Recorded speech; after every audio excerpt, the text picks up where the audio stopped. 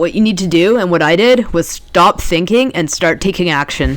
What is good, everyone? Welcome to today's video.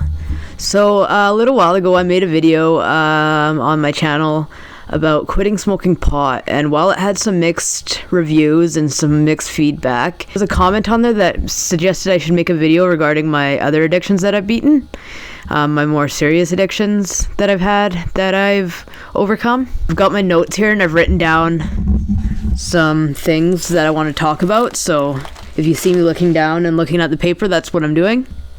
Where to start? I've had a lot of addictions in my life. Pretty much all the drug categories that you could be addicted to, I've had. Stimulants, opiates, uppers, downers, pills, pretty much everything I've been addicted to. Cigarettes. Yeah, I want to get into my history with drugs, how I overcame them, some tips I have for you guys if you're trying to overcome them, and just some advice going forward and stuff that I'm going to work on myself going forward. And yeah, so I hope you guys just sit back and enjoy this video. I was 12 years old when I got high for the first time. My drug use began early in life.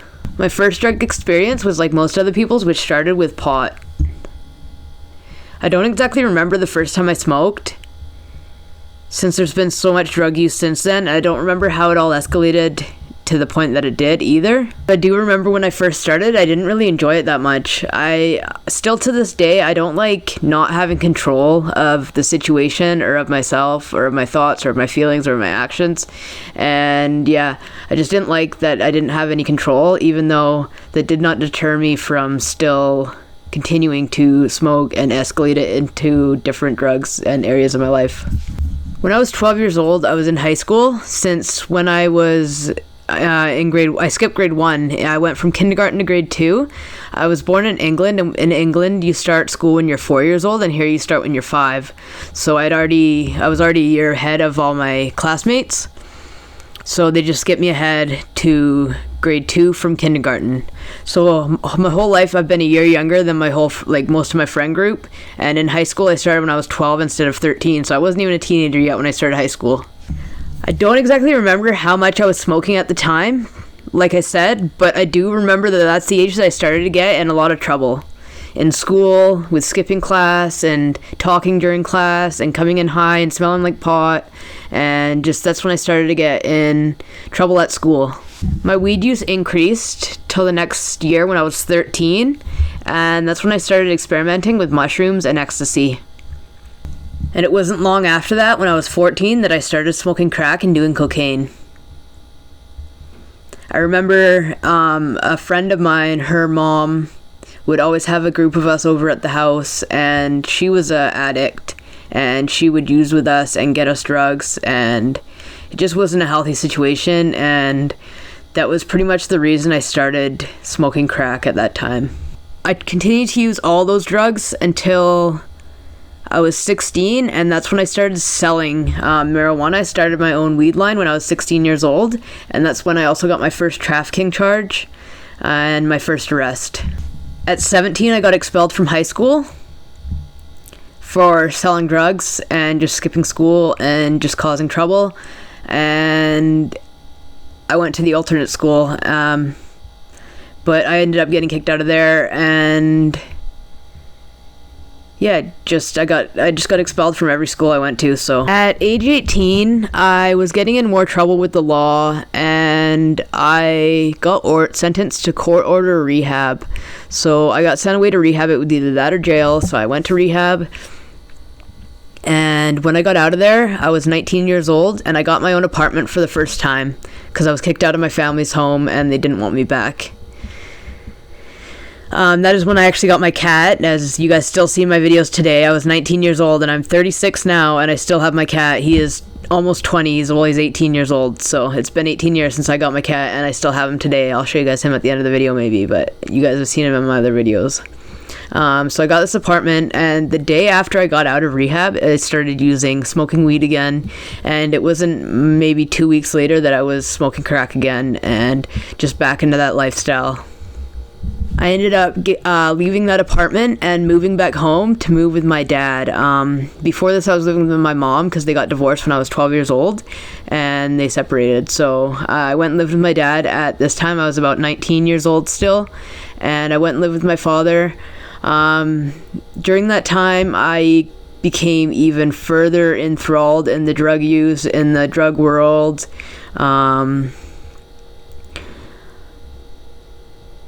I ended up going to jail during that time for a year, where I gained 120 pounds. So I put on quite a lot of weight in a year. And after 7 years of living with my dad, he ended up passing away from cancer.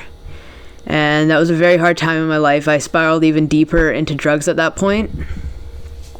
And yeah. For the next couple years, for the next about year, I bounced around from house to house, trailer to trailer, trap house to trap house, just unhealthy living situation after unhealthy living situation. And I just kept getting kicked out and having to move every month, and everything was spiraling out of control until I became homeless for 3 months, and I finally decided to go to rehab. So I went to rehab for 3 months, and when I got out of there, I ended up getting into mental health housing. Mental health here on the Sunshine Coast, where I live, has housing that that you can live at, and I went and lived there at the mental health housing, where I lived for about 4 years, and then they asked me to leave because I was getting back into drugs. And I ended up meeting a girl there who became roommates at our next place that we lived, which was the townhouse that I lived in for all my videos that I've been making up until now. Well, I lived there for 11 years. During that 11 years, I've been using drugs on and off. I went to rehab again for 3 months. I started this YouTube channel. What can I say? I was doing pretty good for most of it, but I did have my moments of times when I was using and just still getting into a little bit of trouble, but not as much as I had been previously. Also, during this time, I had started selling drugs again, and I was selling drugs for a couple years, mostly on, but a little time off, and then I ended up getting busted, and I got my house raided, and just wasn't a good situation. Also, during this time at the townhouse, I got addicted to hydromorphone and had been taking hydromorphone pills for about 6 months, really heavily. And then I went to the addictions clinic and I got on a Sublocade injection, which blocks the opiate receptors in my brain, so I can't get high off it. And to this day, I'm on the Sublocade injection. Every month, I get it in my stomach. And it's just helping keeping me clean and sober, and right now, as of today, I'm clean off everything.